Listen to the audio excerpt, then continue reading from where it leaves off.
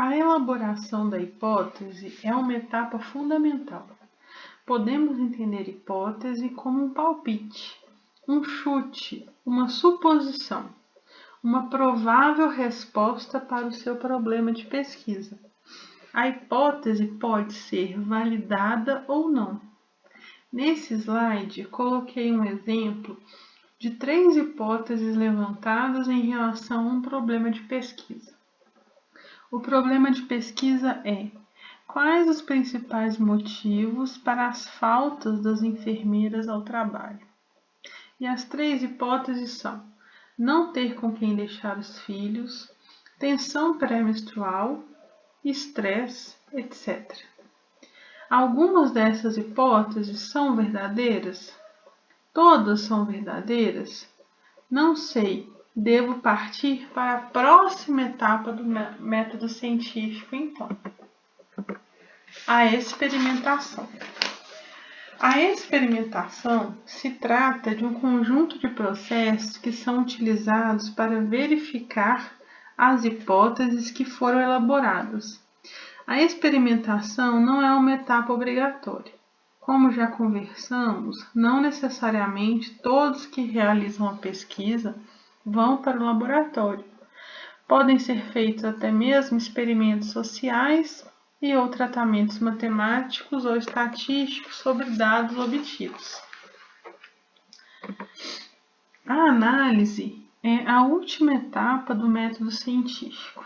É a etapa em que você discute os resultados da experimentação, se você validou ou não suas hipóteses, e expõe os motivos para suas conclusões. Nessa etapa, você deve responder o seu problema de pesquisa. Aqui nesse slide eu apresento outro esquema para ajudar vocês a entender o método científico. Então, a primeira etapa do método científico é a observação, na sequência a elaboração de um problema de pesquisa. O levantamento de hipóteses pode ser feito na sequência ou então buscar as informações referenciais. Na sequência da hipótese, a realização da experimentação. Caso a hipótese seja rejeitada, a gente volta e elabora novas hipóteses para nova experimentação. Se a hipótese ela for aceita, aí você tem que partir para a análise e discutir se ela responde ou não o seu problema.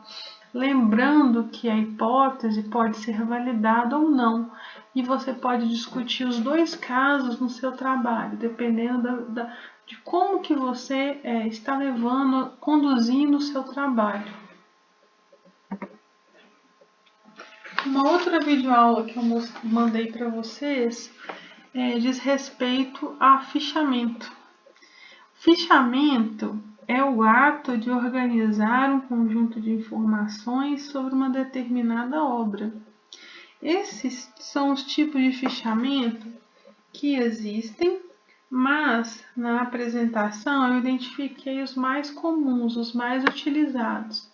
Então, sempre pensar em fichamento como forma de organização de informações. Se você estiver fazendo o seu TCC, você vai ler inúmeros trabalhos.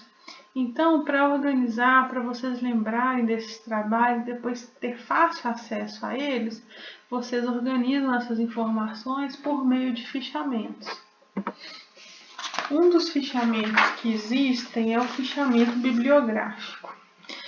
O fichamento bibliográfico traz apenas os dados bibliográficos da obra.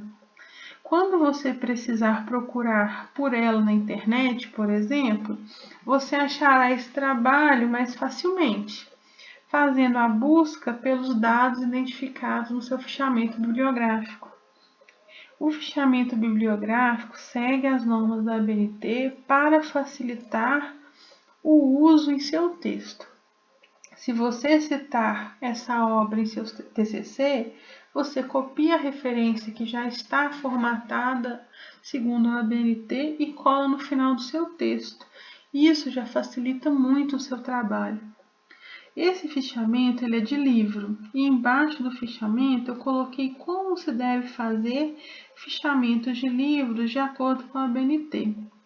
Na videoaula sobre fichamentos eu mostro, além de fichamento de livro, como fazer fichamento de artigos científicos. Outro tipo de fichamento que a gente pode encontrar é o fichamento do tipo citações, em que pegamos trechos de textos que nos interessam e arquivamos para uso mais tarde. Lembrando que você, quando for escrever qualquer trabalho acadêmico, deverá ler a citação e escrever com suas próprias palavras, baseadas nas ideias do autor que você leu. Nunca copie a citação idêntica ao autor do seu trabalho, sem fazer a citação, sem referenciar essa citação, usando as palavras de outro como se fossem suas, porque isso configura plágio e plágio é crime.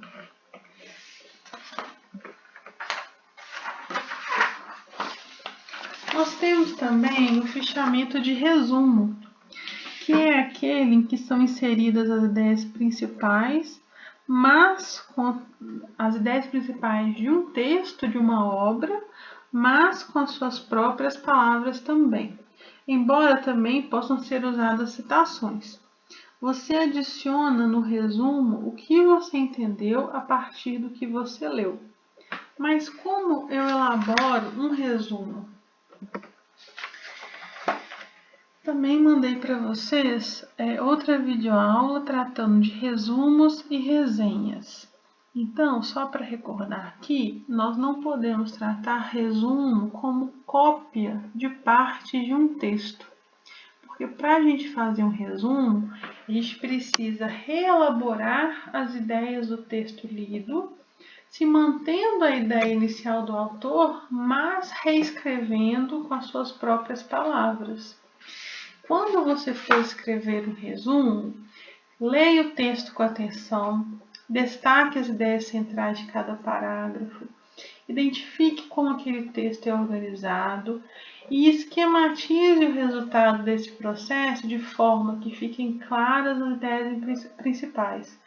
Tem que deixar ficar mais claro e coerente um texto baseado na ideia de outra pessoa. Quando você faz resumo relacionados com artigos científicos ou trabalhos acadêmicos, como TCC, uma dissertação de mestrado, você tem obrigatoriamente que colocar no seu resumo os objetivos, metodologia, resultados e conclusões. Sempre ficar atento se esses itens constam no seu resumo, porque eles são obrigatórios. Bem, nós finalizamos aqui a revisão que eu gostaria de fazer com vocês hoje e agora eu vou explicar para vocês a atividade avaliativa e revisar um pouquinho de resenha.